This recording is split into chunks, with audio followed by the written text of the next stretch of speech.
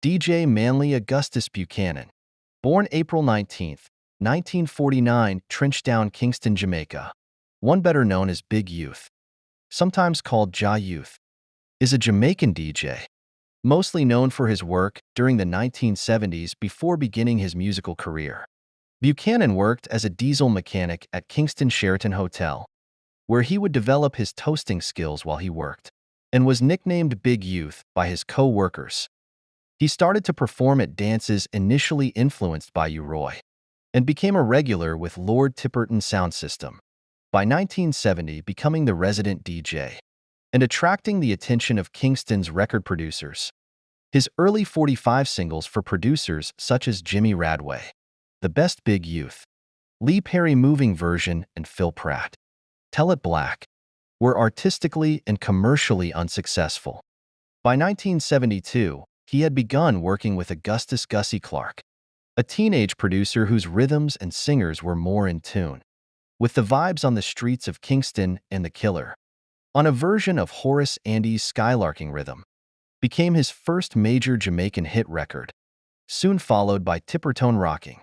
Following this, he released the successful S90 Skank, featuring a motorbike being revved in the studio, for Keith Hudson's Imbittance label, versioning the producer's own We Will Work It Out. This became his first Jamaican #1 hit, and also featured in a television advert for the Honda motorcycle that inspired it, the first album to feature his vocals. Chi Chi Run was produced by Prince Buster in 1972.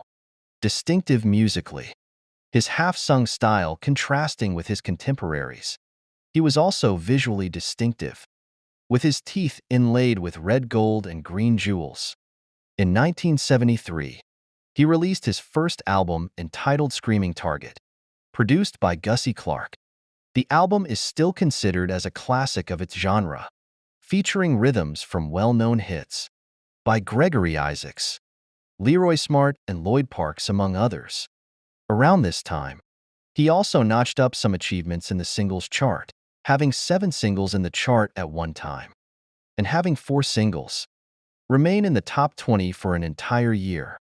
Throughout 1974 and 1975, he continued to record for other producers, including Glenn Brown Double Attack, the Abyssinians I Pray Thee Dreader Than Dread, Yabby Yabby Youth, later known as Lightning Flash Week, Heart Drop Bunny Wailer, Bide Black on Black, and Joe Gibbs Medicine Doctor. By this time, he had begun releasing his own self-produced recordings on the Nagusan, Nagast, and Augustus Buchanan labels in Jamaica, sometimes buying rhythms from producers for whom he had worked, but latterly using his own musicians, usually the Soul Syndicate Band. Many of his singles, such as Hot Stock and Battle of the Giants with U-Roy, were released on this imprint. His first self-produced LP was Reggae Phenomenon in 1974.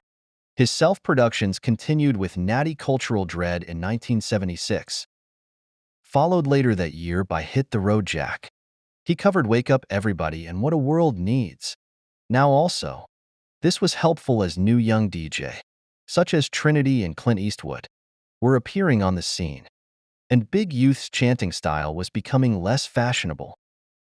He signed to Virgin Records' Frontline label in 1977, his first release on the label being Tai Say, a first profit of old album, and he also appeared in the film Rockers.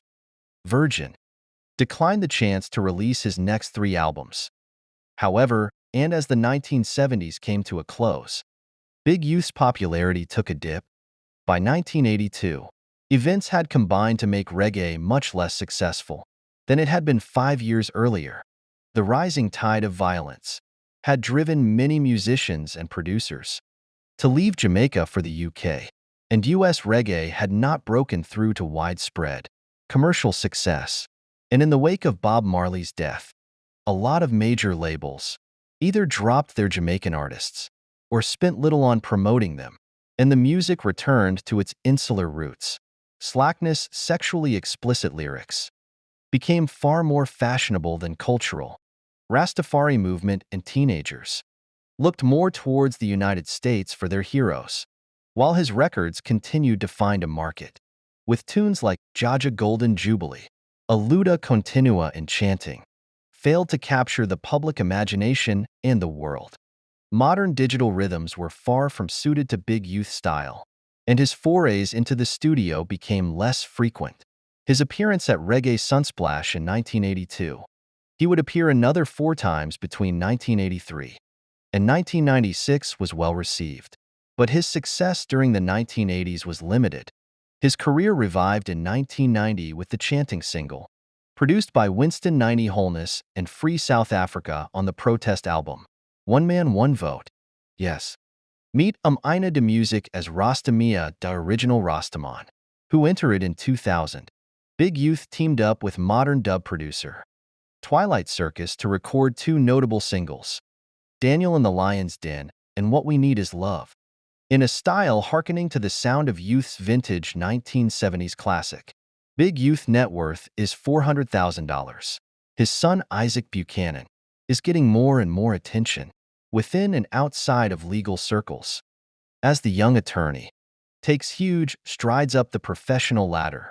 Buchanan was formally called to the bar in 2017 and has a story that is as captivating as that of any of his clients.